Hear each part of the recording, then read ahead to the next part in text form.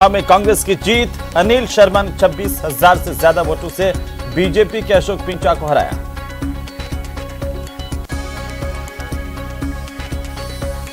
सरदारशहर उपचुनाव में जीत पर अशोक गहलोत ने जताया जनता का आभार। कहा सरकार की जनहित की योजनाओं पर जनता ने लगाई मुहर। कहा राजस्थान सरकार की योजनाएं पूरे देश में सबसे अच्छी।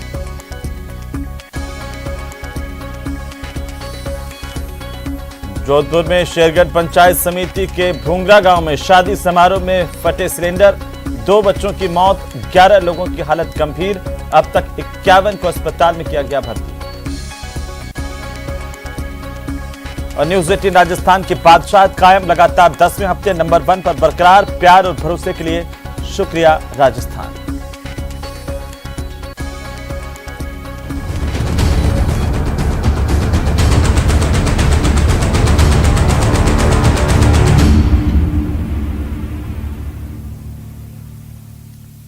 नमस्कार, प्रदेश के number 1 news channel news 18 Rajasthan पर आप सभी का स्वागत। मैं हूं आपके साथ हेमंत कुमार। चलिए खबरों को विस्तार से देखते हैं। सीएम अशोक गहलोत ने सख्त निर्देश देते हुए ये कहा है कि रात के 8 बजे के बाद अगर प्रदेश में शराब की दुकानें खुली तो संबंधित एसएचओ उसके लिए जिम्मेदार होंगे। और उन्होंने कहा कि इस तरह से रात के 8 बजे के बाद शराब की दुकानें नहीं खुलनी चाहिए। अगर इसके बावजूद रात के 8 बजे के बाद शराब बिकती है तो उस इलाके का थानेदार, एसपी इसके लिए जिम्मेदार होंगे। और उन्होंने निर्णय किया कि वापस जो है जो 8 बजे के बाद शराब अगर बिकती मिलेगी, उस जो एरिया के थानेदार हैं, थानेदार सीओ की जिम्मेदारी होगी जिसका एरिया पूरा। ओवरऑल जिम्मेदारी एसपी की होगी कि जिले में 8 बजे के शराब बाद में बिके नहीं। ये एक बड़ा पॉइंट है। इसको मैं समझता हूँ कि हम लोग बहुत सीरियस ले रहे हैं कि उससे कई तरह की बीमारी पैदा होती है। तो ये एक है। तो वहीं मुख्यमंत्री अशोक गहलोत ने भूमाफिया के खिलाफ विशेष अभियान चलाए जाने के निर्देश दिए हैं। सीएम गहलोत ने कहा कि मुख्य सचिव की अध्यक्षता में कमेटी बनेगी। यूडीएच और जेडीए के तालमेल से इस तरह के अपराधों पर लगाम लगाई जाएगी। एक और इम्पोर्टेंट निर्णय किया हम लोगों ने, ये जमीनों के जो मामले हैं, ये भू माफिया है, शराब माफिया है, रेती माफिया, बजरी का माफिया, माफिया कई तरह के हैं, उन सब के ऊपर कार्रवाई कर शिकंजा कसे एसपी। ये निर्देश दिए जाएंगे कि इसको विशेष अभियान चला करके आप इसको जो है, पहले अभियान चलवाए हम लोगों ने, कई लोगों के खिलाफ कार्रवाई हुई भी है, इसको अभियान को निरंतर रखें। तो हमने कहा कि होम सेक्रेटरी की अध्यक्षता में कमेटी बनेगी, 2 महीने में रिपोर्ट दे देगी कि इसमें जेडीए या एलएसी और यूडीएच विभाग, कोऑपरेटिव डिपार्टमेंट और पुलिस डिपार्टमेंट सब मिलकर के जो अनुभव शेयर करके एक रिपोर्ट देंगे, उसके आधार पर कार्रवाई की जाएगी। क्योंकि ये भू माफिया पैदा इतने हो गए हैं, और कोऑपरेटिव के माफिया वो भी जो कोऑपरेटिव सोसाइटी बना के बैठे हैं, ज़मीनों लेकर के प्लॉट बेचते हैं, 1 को 2 को, वही उसी प्लॉट बेच देते हैं, डबल बेच देते हैं, और पुरानी डेट के अंदर वो पट्टे बना देते हैं, जबकि रोक लगी हुई पट्टों पर। तो ये तमाम जांच भी होगी, उनके खिलाफ में कार्रवाई भी होगी। तो वहीं मुख्यमंत्री अशोक गहलोत ने सरदारशहर उपचुनाव के नतीजों को लेकर के आम जनता का शुक्रिया अदा किया है। राजस्थान में माहौल, हमारे विपक्षी साथी जो हैं वो पूरा प्रयास करते बिगाड़ने का, अफवाह फैलाने का, झूठे आरोप लगाने का। जनता ने, सरदारशहर की जनता ने जवाब दे दे करारा। और हमारी जो योजनाएं हैं राजस्थान की, वो बेमिसाल है। राजस्थान की योजनाएं देश में कहीं नहीं है। राजस्थान वासियों को गर्व करना चाहिए कि जो योजना हमने बनाई है, लंबी लिस्ट है उसकी, तो स्वास्थ्य योजना के अलावा भी वो तो एक्स्ट्राऑर्डिनरी ही है, पर सारी योजनाएं एक से बढ़ के एक है, जो कंट्री में लगभग मैं समझता हूँ कि अधिकांश राज्यों में नहीं है, और कुछ योजना कहीं नहीं होगी। तो ये तो राजस्थान वासियों को गर्व भी होना चाहिए कि सरकार संवेदनशील है, पारदर्शी है, और जवाबदेही प्रशासन चाहती है और प्रयास करती है निभाने का। तो ये माहौल मैं समझता हूँ कि जो ये चुनाव जीते हम लोग, उसमें कांग्रेस की जो पॉलिसी प्रोग्राम प्रिंसिपल तो है ही है, पर साथ में जो है ये जो राजस्थान के जो फैसले हैं गुड गवर्नेंस के, उस पर मोड़ लगी है। तो इन सरदार शहर उपचुनाव जीतकर कांग्रेस ने अपना चुनावी जीत का सिलसिला कायम रखा। अपनी पारंपरिक सीट सरदार शहर पर कांग्रेस के उम्मीदवार अनिल शर्मा ने 26,000 से ज्यादा के अंतर से जीत हासिल की। तो वहीं बीजेपी के प्रत्याशी दूसरे नंबर पर और आरएलपी के प्रत्याशी तीसरे स्थान पर रहे। जनता का प्यार आशीर्वाद आप देख रहे हैं, जोश उत्साह पहले दिन से ही इनका आशीर्वाद सरदार शहर की जनता का मुझ पर रहा, और मैं सबको बहुत बहुत धन्यवाद आभार पूरी क्षेत्र की जनता को देना चाहूंगा। इन्होंने भरपूर लाड प्यार आशीर्वाद मुझे दी। अनिल शर्मा जिंदाबाद, कांग्रेस जिंदाबाद, कांग्रेस जिंदाबाद, जिंदाबाद। सरदार शहर ने अपना सरदार चुन लिया है। त्रिकोणीय जंग में कांग्रेस के अनिल शर्मा ने इस सीट पर कांग्रेस की बादशाहत को बरकरार रखा। मैं पंडित जी के आदर्शों और सिद्धांतों का अनुसरण करते हुए उनके पदचिन्हों पर चलते हुए जनता की सेवा करूंगा और निश्चित रूप से क्षेत्र की जनता के बीच में रहूंगा।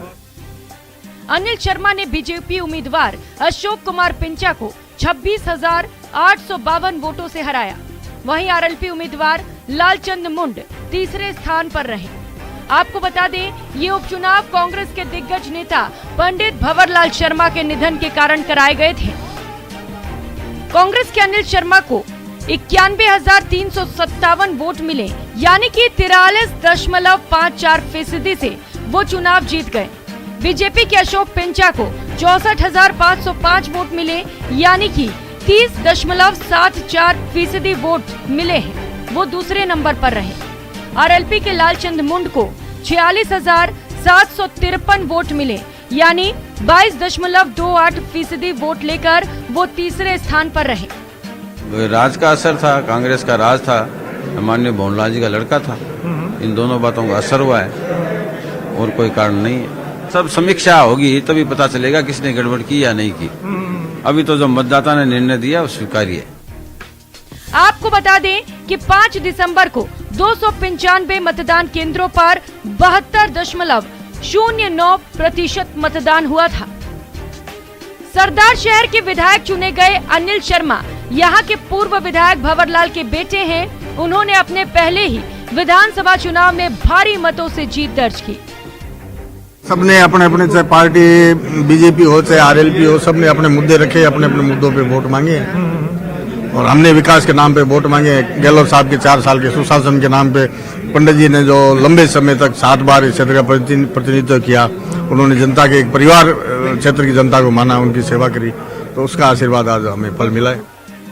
हालांकि उपचुनाव में कांग्रेस की जीत के रिकॉर्ड को बीजेपी भी मानती है, लेकिन 2023 विधानसभा चुनाव से ऐन वक्त पहले हुए अंतिम चुनाव में जीत से कांग्रेस का उत्साह बढ़ा है।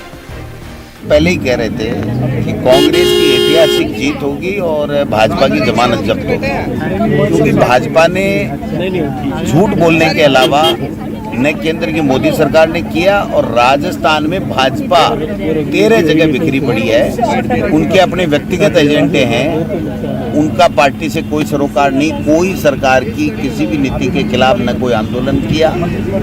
स्वयं वो मुख्यमंत्री बने बैठे हैं और जिस प्रकार से टिकट उन्होंने सरेंडर कर दिया पहले ही। जो कैंडिडेट ये कह रहा है मैं लड़ना नहीं चाहता, लेकिन राजेंद्र जी राठौड़, मैं जो कह रहा हूँ वो बिल्कुल सही कह रहा हूँ कि राजेंद्र जी राठौड़ को अगले चुनाव में वहाँ से लड़ने के लिए वो सीट वैकेंट चाहिए, इसलिए बलि का बकरा बना करके और उसको हरा दिया। सरदार शहर विधानसभा सीट पर कांग्रेस का दबदबा रहा है। आजादी के बाद से अब तक के चुनाव में पार्टी ने इस बार 10वीं बार जीत दर्ज की है। Bureau report, news 18 network, Churu.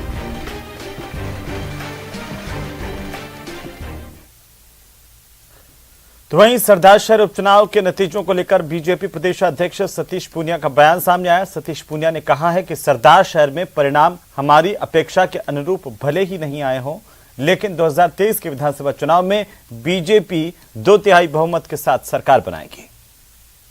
Gujarat का चुनाव भारत के लिए एक शुभ संकेत है, क्योंकि जिस तरीके से मोदी जी की पॉलिटिक्स ऑफ परफॉर्मेंस ने देश के बुनियादी विकास को ताकत दी, वैचारिक मुद्दों का समाधान किया, उसी तरीके से गुजरात के जनमानस ने शांति, समृद्धि और सुरक्षा के मुद्दे पर मतदान किया। और यही कारण है कि गुजरात आज राष्ट्रवाद के साथ खड़ा है।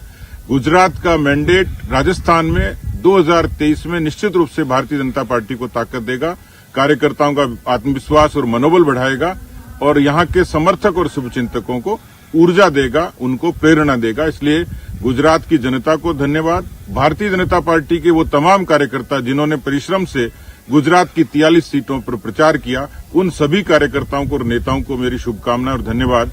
निश्चित रूप से ये जीत भारतीय जनता पार्टी के लिए और ज्यादा ऊर्जा का काम करेगी।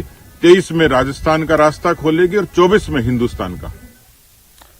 तो वहीं गुजरात विधानसभा चुनाव में ऐतिहासिक जीत से बीजेपी नेता उत्साहित हैं। बीजेपी नेता गुलाबचंद कटारिया ने कहा है कि गुजरात की जनता विकास के मॉडल को पसंद करती है। उन्होंने कहा कि पीएम मोदी ने इन चुनाव में जो मेहनत की वो राजनीतिक नेताओं के लिए उदाहरण है। गुजरात की जनता ने इस बार गुजरात विधानसभा चुनाव में भारतीय जनता पार्टी को जो ऐतिहासिक विजय दिलाई है, उसके लिए संपूर्ण जनता का बहुत बहुत आभार। इस चुनाव ने एक बात को साबित किया है कि गुजरात की जनता विकास के मॉडल को और उनके कामों को पसंद करती है। आदरणीय नरेंद्र मोदी जी ने मुख्यमंत्री रहते हुए गुजरात को जिस विकास पथ पर आगे बढ़ाया और देश के प्रधानमंत्री बनने के बाद देश और दुनिया में गुजरात का जिस प्रकार से एक सम्मान बढ़ाया, योजनाओं के द्वारा हर व्यक्ति को प्रभावित करने का प्रयास किया। तो चलिए आगे बढ़ेंगे। राजधानी जयपुर को स्मार्ट सिटी की लिस्ट में शुमार हुए 6 साल हो गए। शहर को स्मार्ट बनाने के लिए करोड़ों रुपए खर्च कर दिए गए हैं, लेकिन सड़कों पर जेब्रा क्रॉसिंग, सिग्नल लाइट और साइन बोर्ड तक नहीं लगे हैं। यह हकीकत राजधानी जयपुर के शहर के सेंटर की है, जहां से विधानसभा, मुख्यमंत्री निवास और सचिवालय सिर्फ 1 किलोमीटर के दायरे में आते हैं। और तो और 22 गोदाम सर्किल पर राहगीरों के लिए जेब्रा क्रॉसिंग तक नहीं है। बड़ी बात तो यह है कि एलिवेटेड रोड से पहले यहां पर बस स्टॉप हुआ करता था, लेकिन एलिवेटेड रोड के निर्माण के दौरान बस स्टॉप को हटा दिया गया। ऐसे में सिटी बस चालक बस को मनमर्जी से रोकते हैं, जिससे आए दिन यहां पर एक्सीडेंट होते हैं, लेकिन प्रशासन को इससे कोई सरोकार नहीं है। परेशानी तो बहुत होती है। अगर इधर से खुल जाए तो हमें उधर खड़ा रहना पड़ता, फिर हम और आगे आए तो हमें इधर से निकल जाते, तो हमें बहुत देर खड़ा रहना पड़ता है बीच रोड पे। टनल होना चाहिए।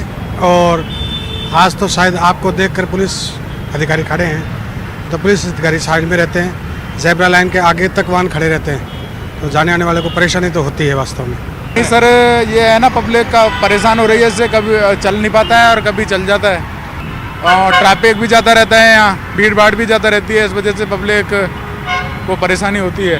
कहने को जयपुर स्मार्ट हो चुका है। सरकारों ने जयपुर शहर को स्मार्ट सिटी की उपाधि दे दी है, लेकिन शहर कितना स्मार्ट हुआ है ये आज हम आपको दिखा रहे हैं। ये 22 गोदाम का वो सर्कल है जिस सर्कल से हर कोई गुजरना चाहता है, लेकिन कितना शहर स्मार्ट हुआ है ये इस बात से अंदाज़ा लगा सकते हैं कि यहाँ पर सड़कों के ऊपर जो क्रॉसिंग, जो यहाँ पर जो जेब्रा क्रॉसिंग होती है, वो जेब्रा क्रॉसिंग यहाँ की जो सड़क से गायब है। जो यहाँ पर बस स्टॉप हुआ करता था, वो बस स्टॉप यहाँ से हटा दिया गया है। बड़ी ये जो बात है कि आप देख सकते हैं, लोग यहाँ पर यहाँ पर जो जेब्रा जो लाइन होती है, उस बिना जेब्रा लाइन की यहाँ से गुजरते हैं, जिससे यहाँ से जो गुजरने वाले व्हीकल हैं, जो यहाँ से गुजरने वाले राहगीर हैं, उन्हें बड़ी भारी परेशानी होती है। सबसे बड़ी ये बात है कि यहाँ पर जो स्टॉप जो लाइट होती है वो लगाई जानी चाहिए थी, लेकिन वो नहीं है। ऐसे में जयपुर विकास प्राधिकरण की ओर से ये दावा किया जाता है कि हम जयपुर शहर के जो मुख्य चौराहे हैं उन्हें सिग्नल फ्री बना रहे हैं, लेकिन ये 22 गोदाम सर्किल है और आप देख सकते हैं कि ये जो सर्किल के ऊपर से एलिवेटेड रोड बनाया गया है और कितना ये जो फ्लाईओवर है वो सिग्नल फ्री हुआ है, ये इस बात से लगा सकते हैं। वहीं जो दूसरी ओर ये जो आप बसें देख रहे हैं, सीटीएस बस, उसके रुकने के लिए कोई तय मानक नहीं है, बस स्टॉप नहीं है। ऐसे में बेदर्दी तरीके से जो बस चालक हैं वो आप देख रहे हैं, फिर ये जो बस है पैसेंजर्स के लिए रुक गई है। तो कुल मिलाकर कह सकते हैं कि जो जयपुर शहर को स्मार्ट सिटी का जो तमगा मिला है वो केवल कागजों में मिला है। ना यहाँ का जो शहर स्मार्ट है, ना यहाँ की सड़कें स्मार्ट है और ना यहाँ से जो गुजरने वाले लोग हैं वो स्मार्ट हैं। न्यूज़ 18 राजस्थान के लिए रोशन शर्मा की रिपोर्ट। तो फिलहाल वक्त एक छोटे से ब्रेक का जल लुटेंगे।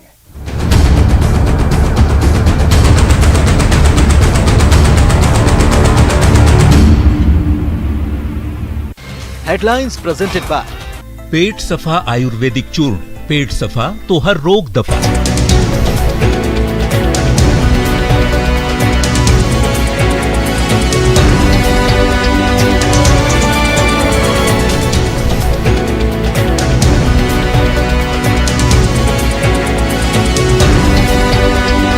हेडलाइंस प्रेजेंटेड बाय पेट सफा आयुर्वेदिक चूर्ण, पेट सफा तो हर रोग दफा।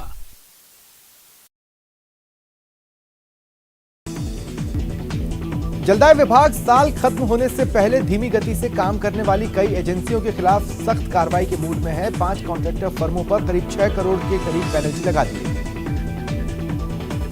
बीजेपी की जन आक्रोश यात्रा पूरे प्रदेश में चल रही है। जयपुर शहर में बीजेपी के नेता आम जनता का समर्थन हासिल करने में जुटे हैं।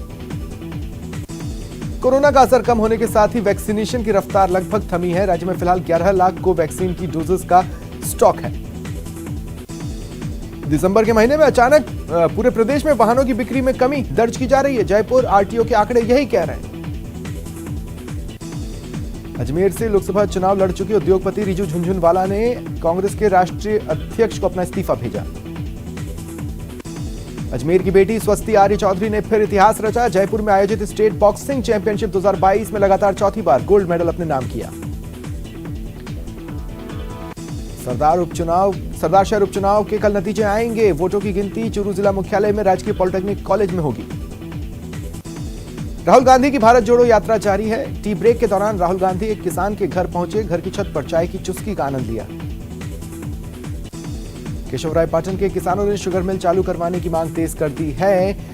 किसानों ने मेगा हाईवे पर गुडली से केशवरायपाटन चौराहे तक शुगर मिल संचालन पदयात्रा निकाली। अलवर के नाहरपुर में एक व्यक्ति ने सूदखोरों के कर्ज से परेशान होकर आत्महत्या कर ली। पुलिस जांच कर रही है। अलवर में सर्दी के तेवर तीखे हो रहे हैं। ठंड में होने वाली बीमारियों के मरीजों की संख्या बढ़ी है। डीजीपी उमेश मिश्रा ने पुलिस अधिकारियों की मीटिंग लेते हुए अलवर में क्राइम कम करने के निर्देश दिए। दौसा में पार्षदों के भेदभाव के आरोप के बाद नगरपालिका के कार्यालय के बाहर ताला जड़ दिया। विकास कार्यों में भेदभाव का आरोप लगाकर लालसोट नगरपालिका के बाहर आज तीसरे दिन भी पार्षदों का धरना जारी है। दौसा में आईओसी लिमिटेड के गार्ड और अधिकारियों के अलावा आर्मी भी समय समय पर पाइपलाइन की पेट्रोलिंग करेगी। बाड़मेर के धोरीमन्ना थाना क्षेत्र में मूक बधिर युवती के साथ गैंगरेप मामले में 2 सप्ताह बीत जाने के बाद भी आरोपियों का कोई सुराग नहीं लगा है। प्याज के दाम किसानों को रुला रहे हैं क्योंकि कांठल अंचल में नासिक और मध्य प्रदेश के प्याज की बम्पर पैदावार हुई है। राजसमंद के रेल मगरा में करंट लगने से 2 मजदूरों की मौत हो गई। राजसमंद जिले के बागोल पंचायत स्थित जोशियों की मादड़ी गांव में विभिन्न धर्मस्थलों की सार्वजनिक भूमि पर अतिक्रमणकारियों ने कब्जा कर निर्माण करा दिया। G20 शेरपा सम्मेलन के डेलीगेट्स आज राजसमंद जिले के कुंभलगढ़ दुर्ग भ्रमण के लिए पहुंचे। उदयपुर के आबादी क्षेत्र में पैंथरों की मूवमेंट की जानकारी मिलने से हड़कंप मचा। खंडहर के पास होटल के करीब पैंथर को देखा गया। चित्तौड़गढ़ के सदर थाना क्षेत्र में शराबी ने शराब के पैसे नहीं देने पर युवक के साथ मारपीट कर जिंदा जलाने की कोशिश की। गंगापुर सिटी इलाके के बड़ी उदई गांव में बीती रात टेंपो स्टैंड पर टेंपो लगाने की मामूली सी बात पर 2 टेंपो चालकों में विवाद हुआ, पथराव हुआ। पेट सफा आयुर्वेदिक चूर्ण, पेट सफा तो हर रोग दफा।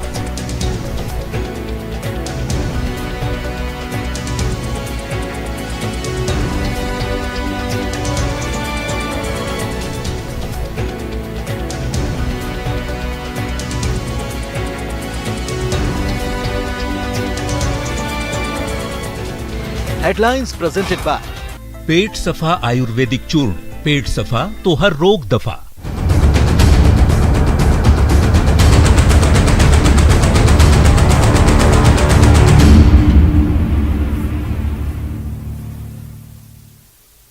चलिए ब्रेक के बाद एक बार फिर से आपका स्वागत और रुक कर लेते हैं खबरों का। हवा हो गए वे दिन जब संस्कृत को कमतर आंका जाता था और उसे पूजा पाठ की भाषा कर करके हाशिए पर धकेल दिया जाता था। कभी अपनी बदहाली पर आंसू बहाने वाली संस्कृत यूनिवर्सिटी इन दिनों छात्रों से गुलजार है। जी हाँ, आधुनिक युग के युवा नए जमाने की शिक्षा ग्रहण करने के साथ ही अपनी पारंपरिक शिक्षा के प्रति भी खासा रुझान दिखा रहे हैं और कर्मकांड, वेदांत, न्याय, व्याकरण और ज्योतिष की जानकारी के लिए राजस्थान की संस्कृत यूनिवर्सिटी का रुख कर रहे हैं। राजधानी जयपुर में स्थित जगतगुरु रामानंदाचार्य राजस्थान संस्कृत विश्वविद्यालय के कुलपति प्रोफेसर राम सेवक शुक्ला का यह दावा है कि यहां पर होने वाले कोर्सेज से युवाओं को अच्छा खासा रोजगार भी मिल रहा है। सरकार ने राजधानी जयपुर में संस्कृत यूनिवर्सिटी आम लोगों के लिए खोली है। ये यूनिवर्सिटी उन छात्रों के लिए है जो अपनी जड़ों से जुड़ाव रखना चाहते हैं। इस यूनिवर्सिटी का मकसद भी यही है कि संस्कृति की समझ हर आम आदमी को हो सके और हर छात्र यहाँ पर अपना ज्ञानवर्धन कर सके। लेकिन बड़ी बात यह है कि आधुनिक जमाने के युग में भी छात्र जो हैं वो ज्योतिष और कर्मकांड विद्या को सीखने के लिए बड़ी तादाद में यहाँ पर प्रवेश ले रहे हैं।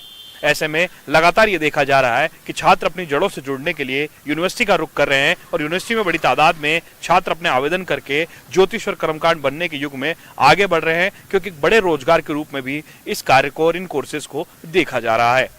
Lovely Wadhwa, news 18 Rajasthan, Jaipur. तो वहीं राजधानी जयपुर के झालाना एरिया की कच्ची बस्ती में एक महिला ने दो बहनों पर खौलता हुआ पानी फेंक दिया। इससे बच्चों के हाथ, पैर और सिर बुरी तरह से झुलस गए हैं और दोनों बच्चों को जयपुरी अस्पताल में भर्ती करवाया गया, लेकिन उनकी हालत को देखकर दोनों को एसएमएस अस्पताल रेफर किया गया। एक बच्ची 7 साल की है और दूसरी बच्ची 5 साल की है। बच्चियों ने बताया कि वे खेल रही थी। महिला वीना ने उन्हें घर पर बुलाया, फिर दोनों की पिटाई की, खौलता हुआ पानी उनके ऊपर डाला। पड़ोसी महिला के खिलाफ परिजनों की ओर से अब शिकायत दी गई है। मालवीय नगर पुलिस ने आरोपी वीना को गिरफ्तार किया है। आरोपी महिला के परिजनों ने बताया कि वीना मानसिक रूप से कमजोर है। वहीं अपनी भारत जोड़ो यात्रा से ब्रेक लेते हुए कांग्रेस नेता राहुल गांधी हेलीकॉप्टर से रणथंभौर पहुंचे और रणथंभौर के शेरपुर हेलीपैड पर राहुल गांधी हेलीकॉप्टर से उतरे। यहां पर राहुल गांधी का स्वागत किया गया। एसपीजी की सुरक्षा व्यवस्था के बीच में राहुल गांधी हेलीपैड से रणथंभौर के होटल शेरबाग पहुंचे, जहां राहुल गांधी का राजस्थानी परंपरा के मुताबिक स्वागत सत्कार किया गया है। बताया जा रहा है कि सोनिया गांधी का जन्मदिन होटल शेरबाग में ही मनाया जाएगा, जिसके चलते परिवार के सभी सदस्य होटल शेरबाग में मौजूद हैं।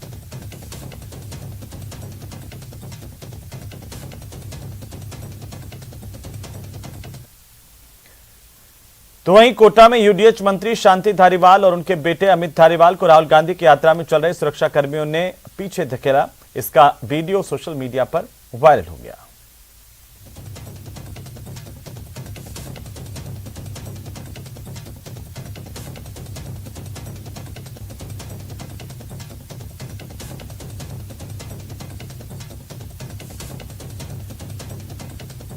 हालांकि न्यूज़ 18 राजस्थान इस वायरल वीडियो की पुष्टि नहीं करता है।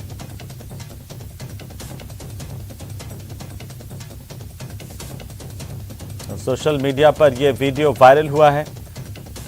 जानकारी के मुताबिक राहुल के सुरक्षा घेरे को तोड़ करके आगे बढ़ने की कोशिश कर रहे थे और इसी दौरान राहुल गांधी के सुरक्षा कर्मियों ने उन्हें पीछे धकेला और इसके बाद यह वीडियो जमकर शेयर हो रहा है।